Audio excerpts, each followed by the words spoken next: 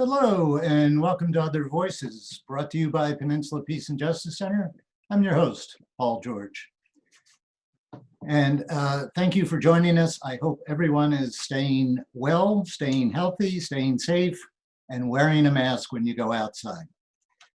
The topic for today is the topic everyone is talking about: the sheer power of the historic Black Lives Matter protests of the past month have forced a belated acknowledgement. Policing in America must be changed. Now, must be changed now. The question, of course, is how. We've heard calls to defund or abolish or demilitarize, but what does all that mean in practice? Our guest is especially well suited to help us understand what needs to be done, why it needs to be done, and the many challenges we'll face in getting it done. Judge LaDoris Cordell is a retired Superior Court judge, former Palo Alto City Council member, former Vice Provost of Stanford University, and that list goes on. But most germane to our discussion, Judge Cordell also served as the independent police auditor for the city of San Jose. Judge Cordell, welcome back to Other Voices. Thank you, Paul. Glad to be here on to talk about a very important topic. So thank you. Thank you for taking the time to join us. I'm actually going to start the question with an off-topic question, and that has to do with how busy you've been. You've been wrapping up. You're on deadline to finish writing your autobiography. When can we see the book? Well, first of all, it's not an autobiography. It's part memoir, and it's part memoir and it's part primer. It's a primer because I think people don't really understand the world of judging, state court judges. And it's part memoir. It's about my 20 years on the bench. So I do have a book contract with a major publisher with Macmillan. And my hope is that the book will be out in 2021, sometime next year. Okay, we have time to set up the book launch party then. There you go.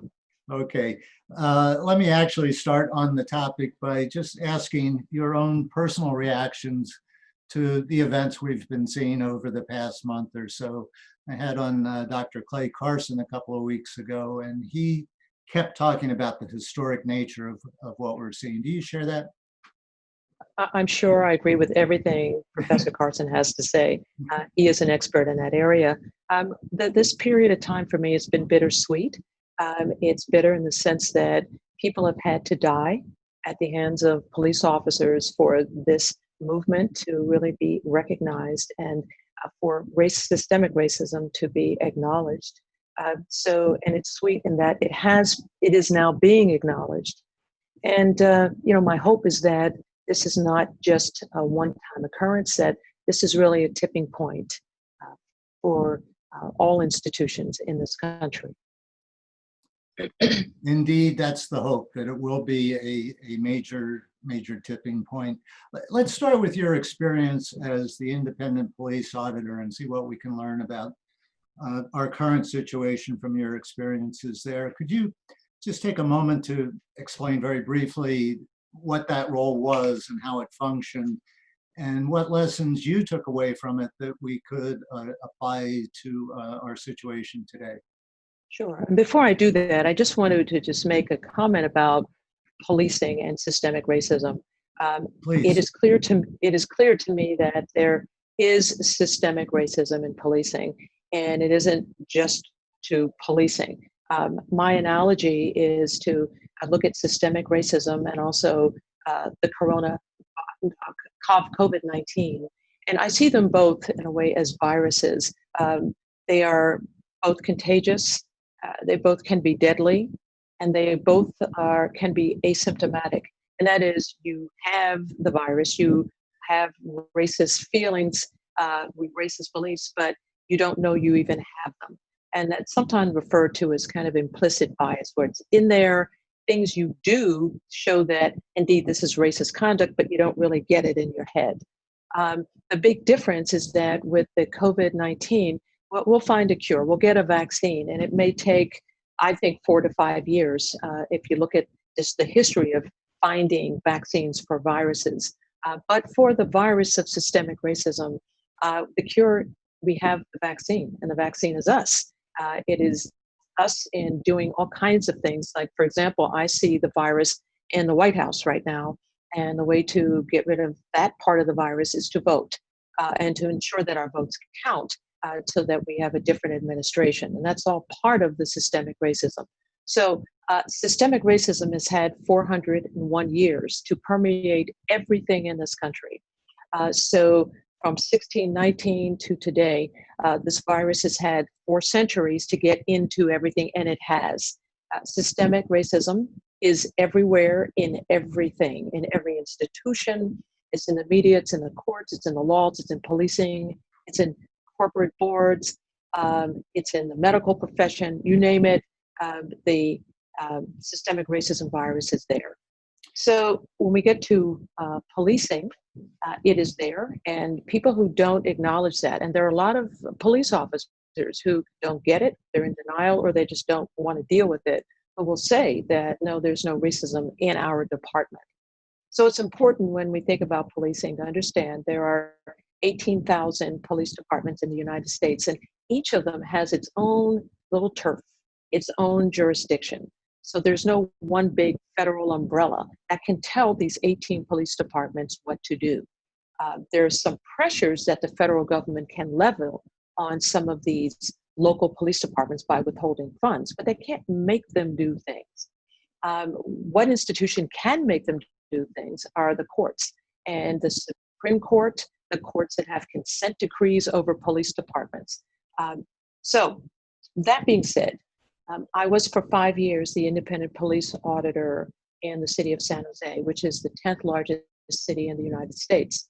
And the job is civilian oversight, independent civilian oversight over the police. And that means different things to different cities and different police departments. There is no one form of civilian oversight over police. And actually, it's a rarity. In most of the police departments, there is no such thing. But basically, what independent oversight merely means is that when police misbehave, or allegations are made of police misconduct, civilians, you and me, members of the public, can file a complaint. And you don't have to be the victim. You can just know about it, read about something, and file a complaint. You could The complaints, yeah. Go ahead, please. Yeah, so the complaints get filed with the police department, and also they can be filed with if the city has an independent police auditor filed with that office. That's what it's like in San Jose. So when the complaints come in the San Jose model, the police auditor does not investigate the complaints. The police investigate themselves. So that's problematic right off the top. So the role of oversight in San Jose was to look at the investigation done by the police to see whether or not it was objective, it was thorough, and it was fair. And if it wasn't, we could push back, but we couldn't make the police do anything. So the way we brought change in the city of San Jose with the police department was to just be very public about our concerns and about the process, and that helped bring about change.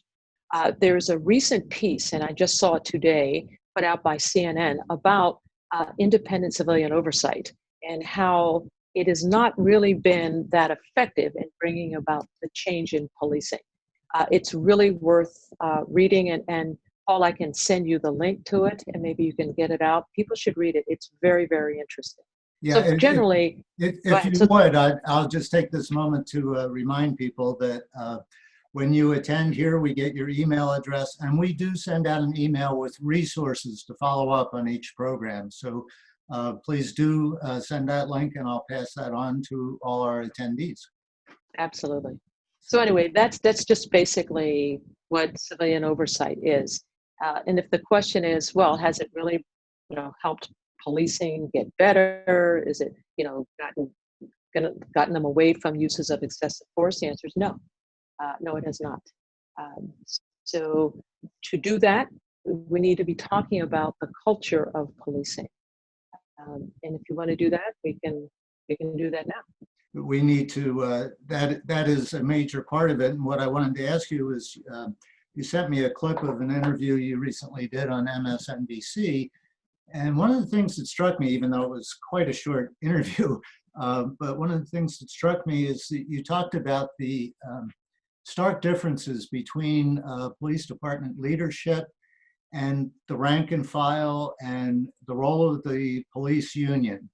And you want to talk about that? Is that part of this culture that you're talking about? Yeah, actually, you just hit it. You hit it right on the head. So when we talk about the culture, all institutions have cultures, how they conduct themselves, how they think. Police departments are not just monolithic. There's the command staff, and that's the police chief and those who report directly to the chief, and that's just really a handful of people. And then you have the rank and file, and they're the patrol officers, usually go up to sergeants and maybe sometimes to lieutenants. And most of the police officers are the rank and file. And most police departments, not all, but most of them have a police union. And the police union represents the rank and file. And they are the police unions that really set the culture. They speak for the rank and file. So you have a culture of policing in this country that has a lot of facets to it. So one example is the military aspect of the culture of policing. It is not a military organization, it's more paramilitary in that they mimic military. They have rank and they have different kinds of things they put on their uniforms to show, how high ranking a person, an officer is or is not. When the federal government made available tanks and all kinds of military weaponry, they were chomping at the bit around the country to get all of these kinds of things because they envision themselves as a military force. And what do military do? They occupy. So policing the culture has been more militaristic. It's been more like an occupier. And what's interesting in contrast, in the military, no matter if you are the top general to the lowest level ranking, say a private, you have to stay in shape. You have to stick to a physical regimen. That's part of your responsibility. That's not required in policing. So you have that requirement when you're in the academy, which doesn't last, it's a few weeks. But after that, there's no requirement. So you can do it if you want to. So you see a lot of officers, they're not in shape. But at the same time, they don't do that. But what they spend a lot of time and what a requirement is going to the range to qualify to use their weapons. And that's a requirement. So they have to not stay in physical shape, but they have to stay in shape to be able to use their weapons. So that's part of the culture. So this culture is maintained by these police unions. So over the last decade, maybe 2 decades, unions around the country have lost their influence. And with the exception of the police unions, they've gotten stronger, they've gotten more powerful, they have money, and they influence elections and they influence legislation. And one big example of this is that California was one of the states that has the least bit of transparency in policing. So if you go to Government Code 34, Section 3400, you will see the Peace Officers' Bill of Rights, and it's legislation passed in Sacramento, and it basically says to police officers, you have all this kinds of confidentiality with regard to your records, your personnel files, and to discipline. So because they lobbied legislators who are basically afraid to stand up against the police unions, they get what I call the double standard. So double standard is that if you're a judge, if you're a lawyer, if you're a doctor, if you're a psychologist, if you're bad and you are disciplined by your respective boards, that information is made public. You can get it online. So if any judge in California has been disciplined, you not only get the name of the judge, you get what the discipline was, but you also get why the judge was disciplined. The same is true for lawyers and the other professions. The only exception is police. There's a double standard. That's because they have legislation that says the public can't ever know about it. Another one is that if I'm disciplined as a judge, that stays on my record. It doesn't just get wiped away. Not so for policing. In California, those records get destroyed every, I think it's 5 or 6 years, and maybe 7. They're just wiped out. They're gone. They're gone. So you may have someone patrolling in your community that has a history of disciplinary actions, but because it was so many years back, you'll never know it. So all these double standards that have been applied to policing, and for certain in California, and it's true in other cities and other communities around the country, that's part of the culture. They've been able to get the secrecy and been able to do what it is that we do. So we're now at a point where people are standing up to the unions. And one example is the police chief in Minneapolis called off union negotiations, just said, we're not going to talk, we're not going to do any of this, I'm not even going to participate. So I'm not sure what will come of it, but what it says to me is that in your respective communities, you should know. You should read what those police contracts are. You should know where that money is going, and you should have a voice in saying whether or not those contracts should be changed or should be approved. Because right now, it's your city councils, it's your board of supervisors that approve these contracts. They negotiate with the unions, and then they approve them. So we need that information. It's available because you, the taxpayers, are paying the salaries and paying the money that supports the budgets for these police departments. So changing those contracts when they get renegotiated could be a real key to taking out some of these protections for police who abuse their office. But it's not that easy because they are very powerful and they sit at the bargaining table and negotiate. But what you've just suggested, Paul, goes more toward the legislation. So if the law in California was that no longer are disciplinary records concealed in private, then they couldn't put that in their contracts. So the governor of New York recently just undid a decade-long law that kept disciplinary records of police officers from the public. So there's now a new law in New York that brings transparency to that. So it's not, the negotiating has to do with money. And yes, it has to do with certain things that the union wants from the city. But the bigger issue on policing in terms of records and the destruction of records, that happens in Sacramento.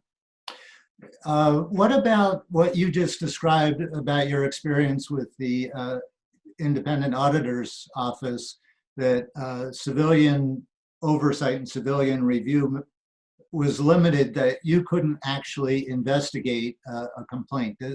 Does that come out of one of these union contracts? Is it the union that restricts these? Okay, so good question. And Paul, that's a good question. So what happened in San Jose was that there was a community push to have independent civilian oversight over the police, and the police union pushed back. So it was the city council that got involved because they're politicians. So how do they appease the community? How do they appease the union? So they came up with this hybrid, which gave limited authority to the independent police auditor. So there is community in San Jose that's pushing to have more authority, more teeth on what the independent police auditor can do. So I'm going to give you just a quick example. So after Eric Gardner was murdered by the officers in New York, and I think it was either 2015 or 16, our office took a look at the manual. It's called a duty manual in San Jose that guides the police. So every police department has some sort of either general orders or general standards or a duty manual. In San Jose, it exceeds 600 pages, and most of these are pretty thick. And they have all the rules for what police can and can't do. So we looked at the duty manual in San Jose and said, what does it say about chokeholds? And it didn't say anything about chokeholds, which meant they could use chokeholds. Wow. And so we could have been quiet and said, well, let's just wait and something awful will happen, and then maybe we'll get a rule on chokeholds. But we didn't do that. We were proactive and said, look at what happened in New York. So our office recommended to the police a prohibition on chokeholds. And what happened? We got pushback from the union. Wow. We want to be able to do that because it's necessary and we might need to do it. So we couldn't make the police department do anything. So what we did is go make it open to the public. Let the public know that we think it should be prohibited. The union's pushing back. And so the union kind of eased off a bit. So there is now a prohibition in San Jose for the police on chokeholds. However, again, here we go, compromise politics. There is an exception for if it has to do with a life and death kind of situation for the officer, then he or she can use it. So I don't even know what that means. But so it says, don't use them, but if you have to, you can use them. Well, I mean, that's not a prohibition, but that's the best we could get. And that's another example of there's just no teeth in some of these models for independent oversight. We can't make them, have the prohibition. So we have to start by giving them some teeth first. And that means coming up against the desires of the powerful police unions. For the sake of time, but before you leave that, let me just give you one more example. Sure. There's something called the Peace Officers Research Association of California. It's California's largest law enforcement labor organization, and it represents more than 77,000 public safety workers. So that union has an initiative on the ballot. It's going to be on the ballot in November. And what they want to do with this initiative, and I'm blanking on the name of it, but you'll see that, this union supports it, it's sponsoring it. And this initiative would undo criminal justice reforms that we, the voters, put in place at the last election. Wow. So things that have to do with the early release of inmates from prison. One example is another example. So they're trying to push back on that. So one example is right now, a theft, felony, if it's going to be charged as a felony, with the law that the initiative passed, that the amount has been raised to like $950. So if you steal something worth that much, it then could be a felony. So this initiative, they want to lower it to $250. So if it's a felony and it's a strike, so this is some of the stuff that's contained in their initiative. So they have raised sufficient money and gotten signatures. And I believe I think it's on the ballot, and they've taken out full page ads. So that's, again, to give you an idea that these are very influential and very powerful for this organizations, the unions, and then this big one that is pushing to roll back some of the reforms that the voters have passed in California. Well, thank you for the heads up on that. We will find that information, and we will include that in the resources that we mail out to our attendees. That'll probably come out tomorrow for those of you who are tuned in. Before I turn to our audience for their questions and comments, let me ask you to get your take on a couple of the broader pushes that we're hearing from what is a very diverse movement. The first one is defunding the police.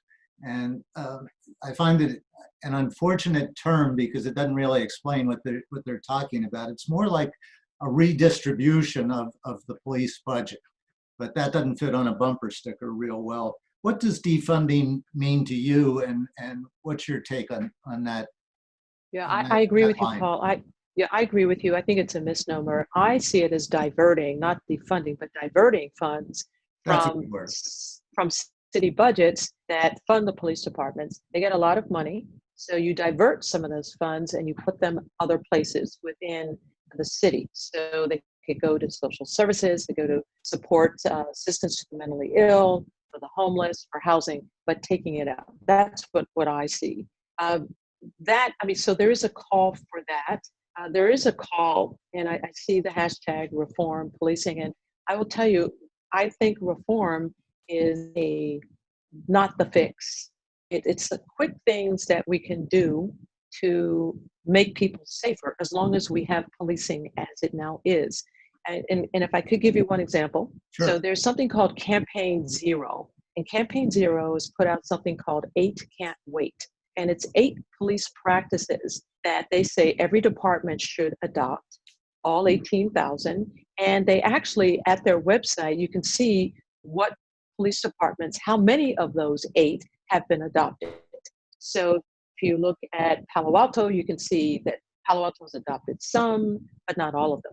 Well, some police departments and some government leaders are saying, okay, that's all we got to do. So Black Lives Matter, they want policing change. What we should do, we'll make sure A Can't Wait is adopted in our police department and we're done. And my answer to that is no. And I believe that this A Can't Wait and a Campaign Zero is terrific. But I think they share my sentiment that it's being used as the quick fix and we're done. It is something that's positive. I applaud them for putting it out there, but in no way is it, the end all be all. So let me give you an example why. San Francisco Police Department has all the boxes checked. A Can't Wait. All of them, all checked off, and they've had it checked off for years. So you'd think, hey, wow, policing must be really good in San Francisco. And the answer is quite the opposite. And I know that firsthand. I was one of 3 judges who was on a blue ribbon panel and asked to look at and assess and evaluate the San Francisco Police Department. And we were asked this because of an horrendous, racist, sexist, homophobic texting scandal that involved at least 9 police officers, with some of the most egregious language being exchanged among them that was racist, homophobic, and sexist. So if 8 Can't Wait were the answer, then culture should be changed and they shouldn't feel comfortable exchanging text messages, making fun of people of color. And that's not the case. So it's good to have these things. One of them, I think, is the no chokeholds. Having more transparency. That's fine. That's for immediately. That's fine. But in my view, policing, we need to pull back and we need to completely rethink and reimagine what policing should be in the cities around the country. That's what I think we should be spending our time on. So, for example, since George Floyd's death, and I think that was May 25th, there are now 25 states that have passed 159 bills and resolutions dealing with policing, and those 24 states have totally proposed 226 bills. So forget the resolutions. They have proposed 226 bills for policing, 24 states. However, only 3 states have actually passed policing bills. So there's resolutions and there may be some quick fixes. Only 3 states. What are they? Colorado, Iowa, and New York. So there's stuff out there, things in the pipeline, and these bills deal with reforms. I believe we have to get to the culture and change that. And the only way that changes is we have to reimagine policing. It cannot continue as it is. One example is that look at Camden, New Jersey. So in Camden in 2013, the city government, and it could have been the state, decided that things were so bad in Camden and it had a tremendously high murder rate. Things were just out of control. All of the police officers, including the chief, were fired. Done. So if they wanted to be an officer in Camden, they had to reapply to a new form of policing called community policing. Now, you've heard it before. It's not rocket science. And all it means is that police officers are all out of their cars all day. On their shifts, they're out of their cars. So that means they're walking the neighborhoods. They're walking the communities. They know everybody who's at the park, who's playing basketball. They know everyone who lives in the area. They know all of the people who own the businesses. And what has happened in Camden is that before this transition, the solve rate for murders was only 16%. Yeah. Within 2 years of transitioning, the solve rate went to 61%. Why? Because community began to trust the people that they got to know. In other words, stereotypes were starting to be broken down on both sides. Camden is not perfect, but it's certainly far better, and they took the major step of just reimagining policing. So officers who wanted to work in Camden had to buy in to this whole new way of doing business. And those who did not reapply and went out and probably got jobs at other police departments. So I want us, everybody, if you care about this issue, to be about the business of reimagining policing. It is possible, it's doable. You just have to think outside the box. And we have to have community put sufficient pressure on our city councils or board of supervisors, because if they, and they'll be reluctant, there's going to be pushback. Systems are resistant to change, but community can make this happen. And if they, city government people, aren't on board, then they need to leave office, and we need to elect people who will actually have the courage to go ahead and make these things happen. And we need to push back on unions. And the unions, I think, now are running scared. Police unions are, because they're seeing that people are calling them out. And yet, when George Floyd was killed, the police union defended. Now, he was murdered right on camera. I mean, there's no ways around that one. No, in my view, there is not. But the police union came right to the defense of the officers, saying, it was justified. This is the culture, the circle of wagons, and other cultures have this. Judges, lawyers, there's this circle of the wagon mentality. But police are different. They have weapons, they have badges, and they have authority to put their hands on you and take liberty under the color of law. So one other enabler we have of this police culture are the courts. So you have the U.S. Supreme Court that has rendered decisions like Graham versus Connor, that was 1989, that says, if you want to sue a police officer for using force, the standard of proof is that the officers, you have to consider the use of force from the officer's viewpoint at that moment. If the officer at that moment perceived that the use of force was appropriate, that's how you have to look at it. That's the instruction that's given to jurors. So there's no instruction that says you get to look at whether or not the officer provoked this person into doing something that then culminated in the use of force. Provocation. What was the officer's conduct before that? So, the courts have issued rulings that favor law enforcement. And for example, the Supreme Court decided not even to hear the case that came to them on qualified immunity. And what qualified immunity is, it's a legal term, a legal principle that limits the liability of government officials, including police officers. The court had an opportunity to take it up, and they declined to even hear it. So there is qualified immunity. So in my view, it may be the federal courts are a lost cause, and we need to look to our state courts to step up. We need to look at our judges to step up and have the courage to make decisions that are objectively looking at what it is police do. It doesn't mean, I'm not saying courts should always just rule against police. That's not what I'm saying. But right now, decisions are such that it is very difficult to hold an officer liable. And prosecutors, they're the ones that can bring charges. How often do prosecutors charge officers and declare that their conduct is criminal? Very, very rarely. Why? Because the police and prosecutors work together. They do. The police arrest people, and then they file their police reports. They take them right over to the prosecutors, who then file. So there's so many issues, and the underpinning, I believe, is still the systemic racism that has led us to where we are now. And that very powerful opening statement you said about the viral nature of systemic racism. Let's bring our audience in on this. Folks, if you're participating in one of these for the first time, you'll see somewhere on your screen a little raise hand signal. And if you click on that, we'll know that you have a question. And then you'll get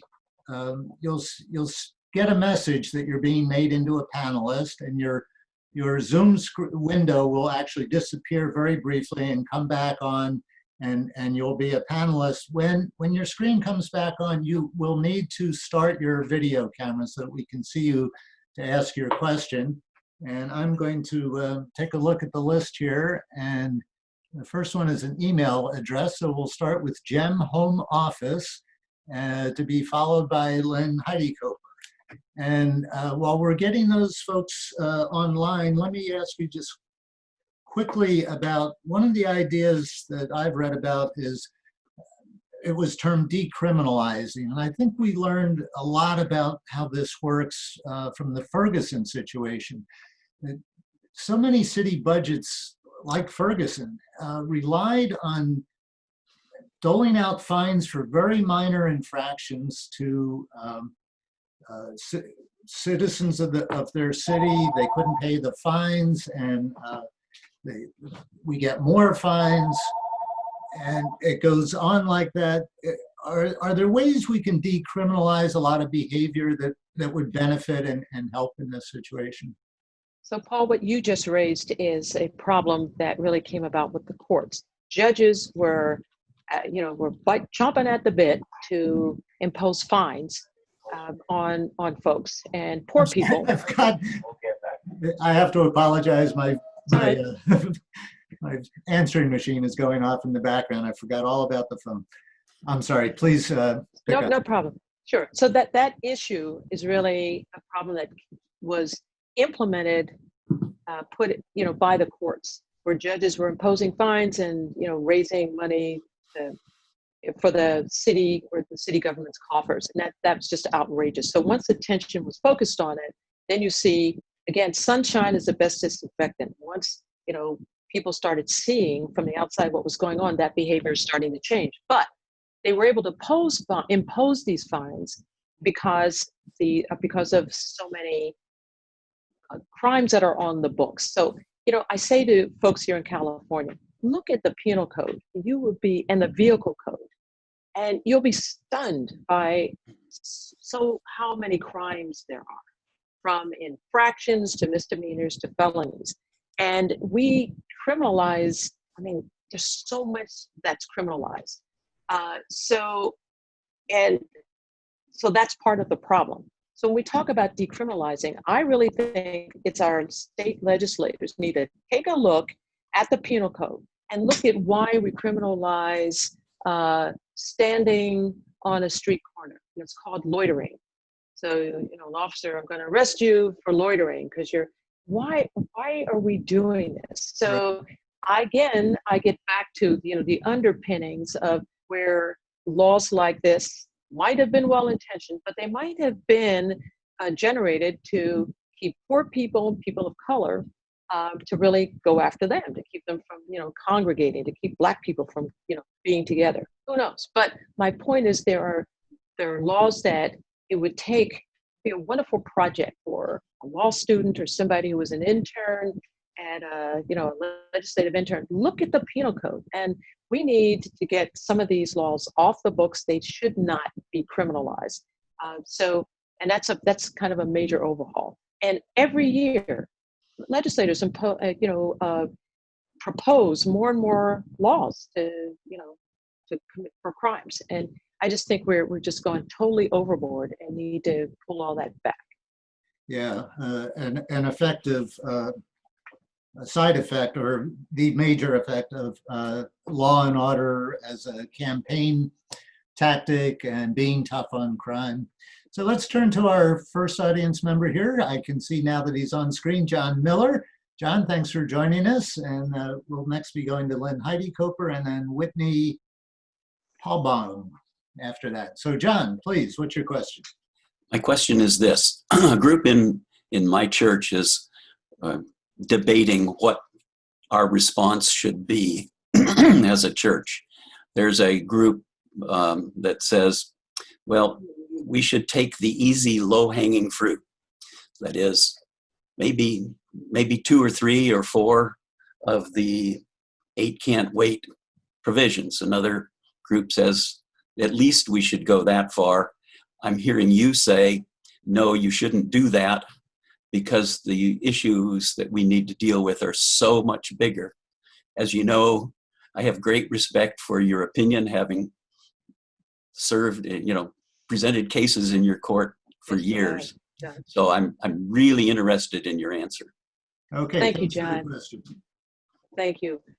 So I have not saying, and I don't want to be misunderstood here, that A Can't Wait should not be implemented. They are important. It's good as long as we keep the policing model that we have now, that they should be implemented. So I hope that you and your church members will look at what your police departments or departments have with regard to the 8, and absolutely, I think, push to get those adopted. So the second one goes, as I said, that really doesn't get to kind of the core, the culture of policing. So to change that, it's really going to take more thought. It's going to take a willingness for leadership in your cities to understand that there's more that's going on with policing than just saying no chokeholds. So I say it's both. I think that you should undertake immediately the A Can't Wait. And then once that's done, I think you all should pat yourselves on the back, because that's a major thing to get done. And then I think your church members should look at each other and say, now what is next? What should we do? And it could be, for example, in your communities, I don't know if, what the Black population is, or if you're near communities of color. It's really to find out what is happening in those communities, because maybe you're not aware that there are some other issues that are going on that have not come to your attention. So a lot of this is, the key to changing anything, John, is knowledge. It's getting information. It's really understanding what it is you're dealing with before you jump in and decide you want to change it. So it's really understanding your police departments, who the leaders are, what does the contract look like, what's the budget, really getting it, and then talking to people who have perhaps been victims of excessive force or being disrespected by the police, getting their stories, and then figuring with them maybe, to come up with some other things that we can do as we begin to reimagine and rethink what policing should be in our communities. Yeah, excellent question. One thing, while John was asking the question you were answering, that struck me as a good idea for people working locally, came up here in my town, because right next door in Mountain View, it was pointed out that the police department there posts on their website demographic information from all the stops that they make. This is important information to collect, so we know if there's some kind of problem, incipient problem in our local force. And it was pointed out that where I live, Los Altos, they don't do anything like that. That might be something worth pursuing, whatever town you're in, is make them collect that information. So Paul, so here's the deal.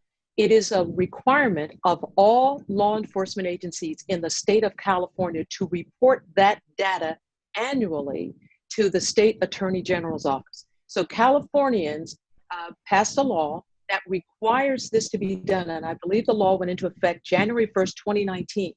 Every law enforcement agency, they must give the race, the gender, the age of every person they stop, detain, arrest, and it could be a pedestrian stop or vehicle stop, the reason why they stopped the person, whether or not the person was searched, whether or not anything came out of the search, and what was the result of the stop. Was the person let go? Was the person arrested? That is required. And what the law did is it phases in. It starts with the larger police departments first. And if you look at this law, it even says if there's so many officers, or it may be done by the size of the city, they are to start first, but everyone gets phased in. So if Los Altos or whatever, they're not getting this data together, I suggest look at the law, and then somebody needs to go put a bug in their ear that this is a requirement. It has to be made public, and it goes up to the AG's office as well. And the AG is supposed to present an annual report to all Californians about all of this. So it's all the stop data, arrest data, everything has to be reported now. That is the law of California. So check out what your own locality is doing about making this information public, and maybe activists can work on making it public. So Lynn Heidekoper has joined us on screen here. What's your question, Lynn, and welcome. Thank you. This is a fabulous program. I wish everybody in California could see it. Two things. One, I just remember the cop that killed the Vietnamese lady who was mentally ill that had a vegetable peeler and he shot her. Were you the IPA when that case occurred? Because he got off, as I recall. And then there was a cop recently in a demonstration recently where the man was injured with eye socket. He was going to lose his sight. The other question I have, which is, I think, a great development, is sending out mental health professionals to situations, domestic abuse, I guess, you know, whatever. And because I think that the blue uniform with guns automatically triggers, especially people of color, to be agitated, and then things turn out badly. So what do you think about, and do you think San Jose is going to adopt the mental health professional response? Okay, thank you. All good questions. Let me go back to the first one. There was a mentally ill Vietnamese woman who the police were called because that's what the resource was then. I don't know if I was the IPA then, but I remember the incident, and it may have occurred before I started. I was the IPA from 2010 to 2015. So in that incident, there was no criminal prosecution of the officer. His use of force was deemed to be justified, clearly, because he was not criminally prosecuted. And the police, because in San Jose, the police investigate the police and then decide whether or not an officer should be disciplined, the officer's conduct was deemed justifiable. So there you go. So that brings up, I'm going to jump to your question at the end about having, instead of calling the police, calling individuals who are trained to deal with the mentally ill to go respond, so that the police are the backup only if there's, you know, a violence, some sort of violence. So they're trained to deal with that, but they should not be the first responders, in my view. And so whether or not San Jose, the city council and the mayor are going to move in that direction, I hope they will. I think they are. Let me tell you, every police department also has something called crisis intervention training. And believe it or not, that's what they had in San Jose when we had these shootings. And in Palo Alto, a mentally ill man had a butter knife, something like a butter knife, and he came out of his house, and he is no longer with us. And there was no criminal prosecution either. So once again, we get to culture, we get to people who are really not, even if they say they have crisis intervention training, it's not playing out when these incidents kind of take off. So I think I've addressed your questions. Yeah, that sounded good. Okay, let's turn now to Whitney, who has joined us. Whitney, thanks for joining us. What's your question? Hi, Your Honor. I have two questions, but I'm going to reverse the order on them because it kind of has to do with your last one. I've managed to help set up a meeting with our city council member, Raul. We live in Nagley Park, so it's downtown San Jose. The city council has continued to respond to us when we ask for moving funds from the San Jose Police Department to some sort of social services like mental health or helping the homeless, that they can't do that because that's the county's jurisdiction. They said that unlike LA and San Francisco, we're not both a county and a city, so it's impossible to use city funds for social services when that's the county's duty. So first question on that is, what can we ask in this upcoming meeting from the city council in terms of how to either fix that bridge or hold them accountable for that? The second one is, how can we ask them to stand up to the police unions? All right, so let's take your first question. So people should understand there's law enforcement for the county, and that's the sheriff. And then there's law enforcement for individual cities within the county. So the cities have their own budgets, and then the county has its budget. The sheriff's department has jurisdiction where city police do not. And some cities contract with the sheriff's department to have the sheriff's department do law enforcement in their cities. So that's basically, again, trying to get a basic understanding of how it works. So I understand, Whitney, what you've said, and that the city says we can't take city money because that's city, that's raised from residents, people who work in the city, they pay their taxes, and then give it over to the county. And that's accurate as far as I understand. That is accurate. They cannot do that. So the question really becomes, what resources, two things, what resources are there in the city of San Jose to address the mentally ill? I cannot believe that there are no organizations that exist in the city that have the sufficient expertise to assist or to help out in dealing with the mentally ill. If they're not, that's a huge problem, and something needs to be created to be in the city so that the funds could be diverted. I just have a hard time believing it's not.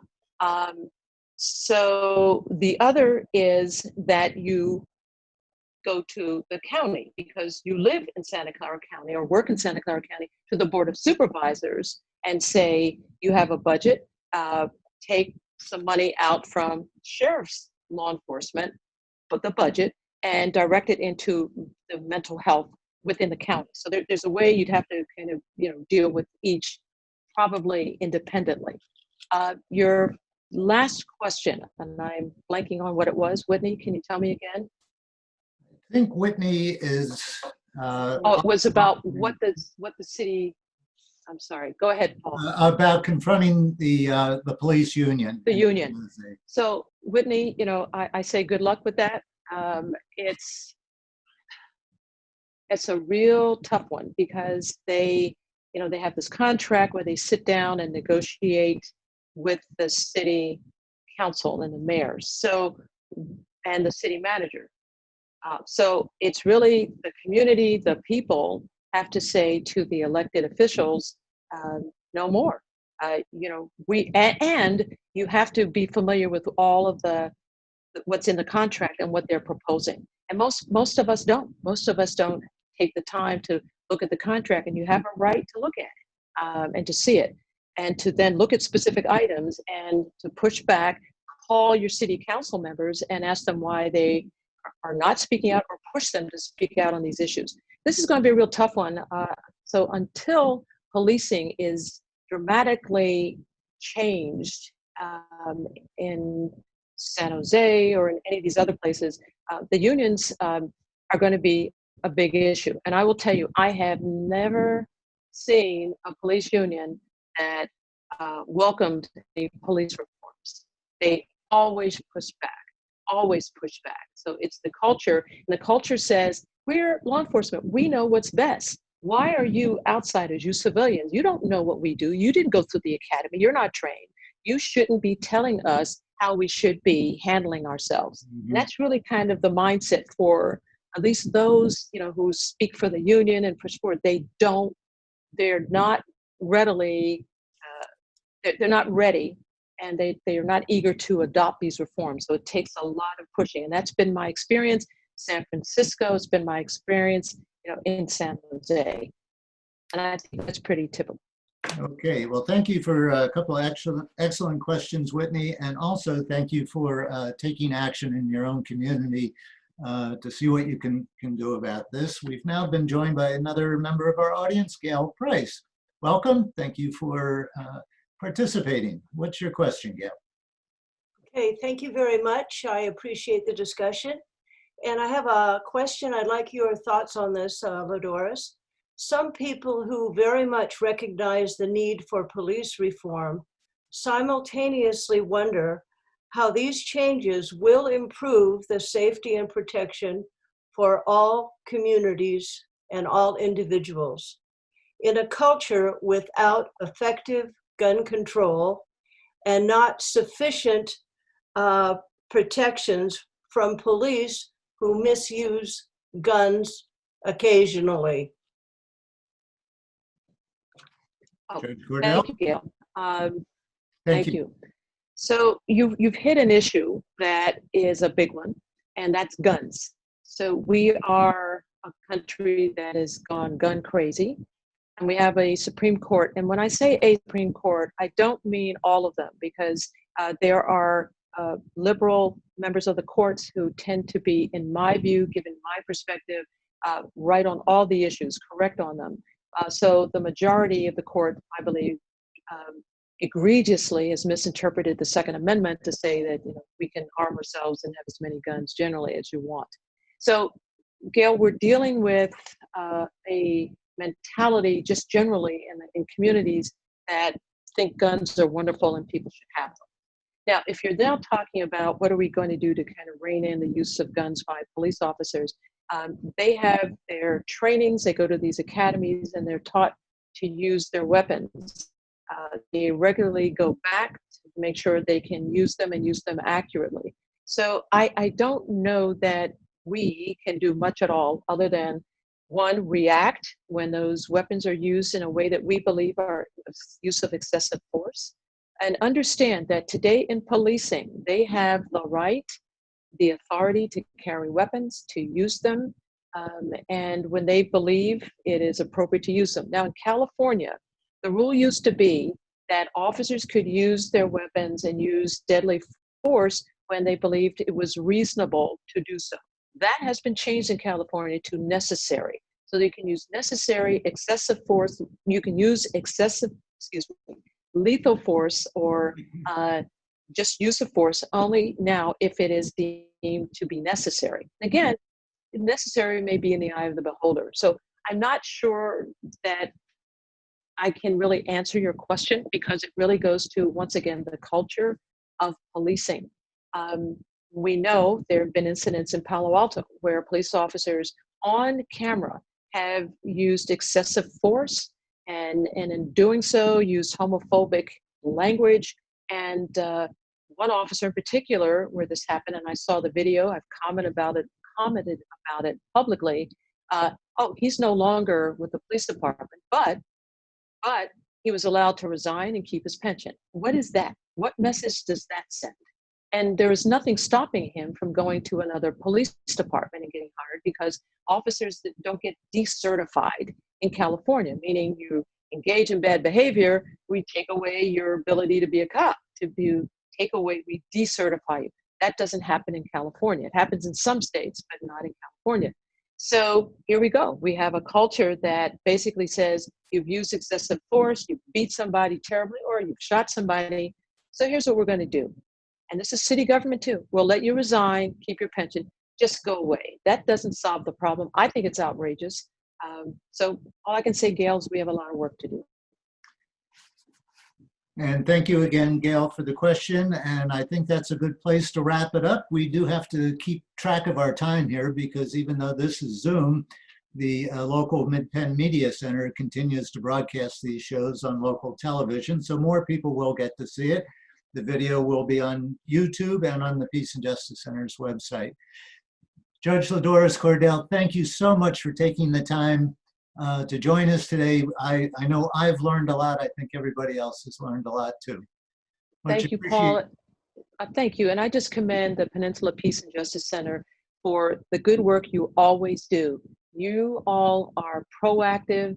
You don't sit around and wait for somebody to ask you to do something. So I'm more than glad to participate. Thank you for all of those who support the center. Keep supporting the center, both morally and financially, and let us go forward. To be silent, to do nothing, is to be complicit, and none of us must do that. So let's move onward, let's stay hopeful, and let's all do our part. Thank you so much, Paul.